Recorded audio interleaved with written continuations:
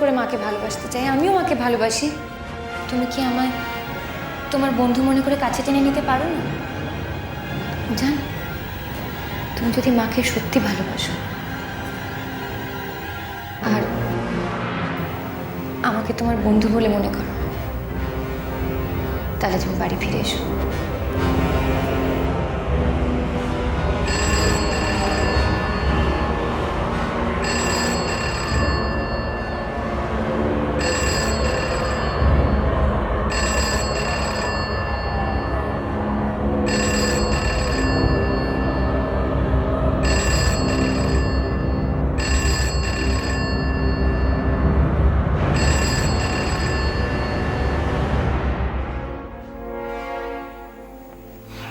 না, ফোন ধরছে না। আমি জানতাম কোথায় আছে, কি করছে ভগবান জানে। কারোর জন্য ভাবে না ছেলেটা।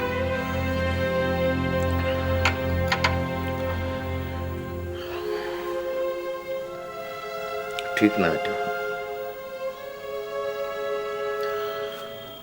হিয়ার কথাটা ভাবো, আজকের দিনে কত আশা করে। এটা ঠিক না। তোমার অমরেন্দ্রদা ওকে একটু শাসন করা উচিত, জানো তো। কি ব্যাপার? কাকে শাসন করার কথা বলা হচ্ছে? না রে মা, আমার বড্ড খারাপ লাগে জানিস। তুই এত ভাবিস উজানের জন্য, আজ ছেলেটাকে দেখ। আজকের দিনে যদিও আমার কথা ভাবতো না, তাহলে কিন্তু আমার মোটেও ভালো লাগতো না। না রে হিয়া, উজানকে একটু বোঝানো দরকার। প্লিজ, ফর গডস সেক, তোমরা আজকে কিন্তু উজানকে কিছু বোঝাতে যেও না। তোমাদের বোঝা উচিত। মা চলে যাওয়ার পর ও কিরকম হয়ে গেছিল, একা একা থাকতো, গুমড়ে গুমড়ে শামুকের খোলসের মধ্যে নিজেকে লুকিয়ে রেখেছিল। দুম করে হঠাৎ করে তো এরকম ভাবে সবকিছু বদলে যায় না একদিনে, যায় কি? না রে মা,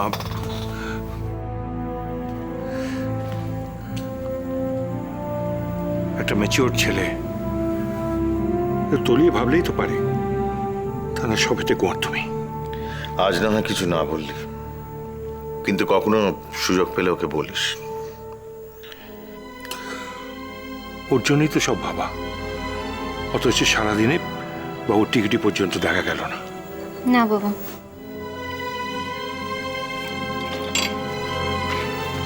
শুধু উজানের জন্য নয়, আমি যা করেছি আজকে সেটা যতটা উজানের জন্য ততটাই সবার জন্য, তোমার জন্য, আমার জন্য। তুমি ভেবে দেখো, একটু আগেই তুমি বলছিলে না প্রতি বছরে এই দিনটা তোমার যেরকম ভাবে কাটে, এই বছর সেই দিনটা সম্পূর্ণ অন্যরকম ভাবে কাটছে, বলেছিলে না? প্লিজ, আজকে তুমি আর ওর উপর রাগারাগি করো না। রাগ নয় রে মা, আমাদের খুব দুশ্চিন্তা হচ্ছে। দুশ্চিন্তা করো না বাবা, উজান ঠিক চলে আসবে, তুমি দেখো। তুই এত কনফিডেন্টলি কি করে বলছিস ও আসবে? আমি জানি বলে, আমি জানি উজান আসবে, আসবেই।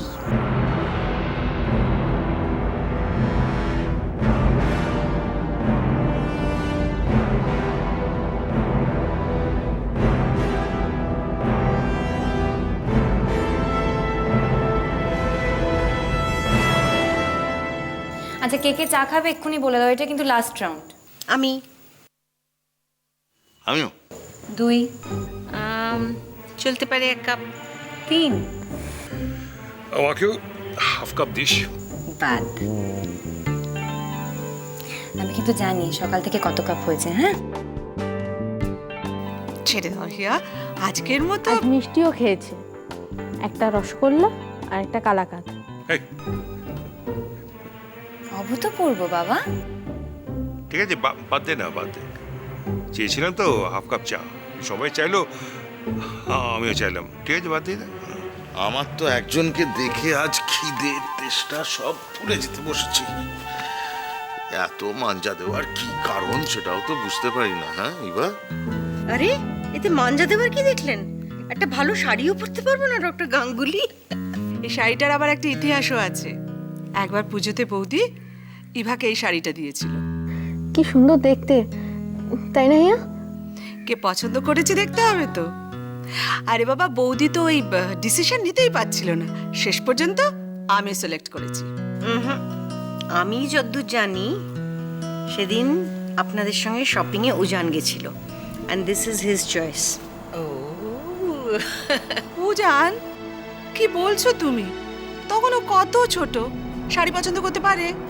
তখনও এই মাসির জন্য সব কিছু করতে পারতো। অপর্ণা আমাকে বলেছে ও প্রচন্ড বায়না করছিল যে এই শাড়িটাই ইভা মাসির জন্য কিনতে হবে। একদম না, আমার স্পষ্ট মনে আছে আমি বৌদিকে ইনসিস্ট করেছিলাম এটা নেওয়ার জন্য। সবাইয়ের বয়স হয়ে গেছে, বোঝা যাচ্ছে স্মৃতিশক্তি আর কাজ করছে না। ইভাকে এই শাড়িটা পছন্দ করে দিয়েছিল অমলেন্দু। হ্যাঁ, ঠিক ঠিক ঠিক। ইবা বৌদি কি বলছেন? ঠিকই বলছে। তুমি এখানে বসো। আরে বাবা, তুমি বসো না। আরে বাবা বসো না, একটু দাদার পাশে বসবে, ভালো লাগবে। তাই বলে মেসোমশাইয়ের পেছনে লাগা? সেই সময় মেসোমশাই যা রাসবাড়ি আর গম্ভীর গম্ভীর মুখ করে ঘুরতো, দেখলে আমারই ভয় করতো। সব গাম্ভীর্যই মুখটায়। ভাঙবো নাকি হাটে হাড়িটা? এই, কি তুমি না ছেলেমেয়ের সামনে যায় না। এ কি? কে? অমলেন্দু তো ব্লাস্ট করছে। এই, আমার বারে। তাও দেখো একদম ডাক অব্দি। শোনো, আবার মনে আছে একবার সে আমরা একটা পিকনিকে গিয়েছিলাম, মনে আছে কি একটা ছুটির দিন ছিল, বোটানিক্যাল গার্ডেনে আমরা গেলাম, মনে আছে? ওই যে রিচার্ডের পাল্লায় পরে ও তো বেরোনোর আগেই খানিকটা ভডকা মেরা দিয়েছিল। অভ্যেস তো নেই, খাওয়া অভ্যেস নেই। সে কি কাণ্ড, ওখানে গিয়ে আরেকজন মহিলাকে দেখে তারপর শুনে অপর্ণা অপর্ণা বলে ছুটে মনে আছে, মনে আছে। বলছে ওই যে ময়ূরকণ্ঠী রঙের শাড়ি পরে ওই তো। কি চাপাচ্ছে বলছে? আচ্ছা, এই ময়ূরকণ্ঠীর কেসটা তো আমার জানা ছিল না। আরে অনেক কিছুই তোমার জানা ছিল না। এই যে আমাকে আজকে সবাই মিলে নেবে। শোনো না, ময়ূরকণ্ঠী বললে তারপর থেকে অমলেন্দুর ভীষণ রাগ হয়ে যেত, আর অপর্ণা পারলেই ওকে ময়ূরকণ্ঠী বলে খাওয়াবে। তাতে আবার রাগও হতো। রাখবে না। রেগে গেলেও কোনো ব্যাপার ছিল না বাবা, দাদা তোমার সঙ্গে কোনোদিনও পারেনি বৌদি। এটা হলো না। আর রাগ করলো দাদা, আর উল্টে ও কথা বন্ধ করে দিত। তারপরে সারাদিন অপর্ণার পেছন পেছন ঘুরঘুর ঘুরঘুর যত রকম বাকে প্রকারে বোঝানোর চেষ্টা, মানে একবার সাধিলেই খাইয়ে। না না না, দাদা সকা তো শোনি, একেবারে না কথা বললে পারে নাকি একটা দিনও? তারপর মধুর মিলন নিশ্চয়। একদম। এই, ঠিক, বড় তো। এত পেকে গেল কেন? হ্যাঁ, কি আশ্চর্য, মাথার দিকে তাকাও, কিরম চুলগুলো পেকে গেছে দেখো। আর আজকে পাকবো না তো কবে পাকবো, এখনো সেই শাসন। শাসনের কথা মনে পড়লো। আপনার মনে আছে ডক্টর গাঙ্গুলি, একবার আপনি 1 মাস পেটের গন্ডগোলে ভুগেছিলেন? ওরে বাবা, সেটা জন্মে ভুলতে পারি? ফোটানো জল ছাড়া খেতে পারবো না, বাইরের খাবার খেতে পারবো না 1 মাস ধরে।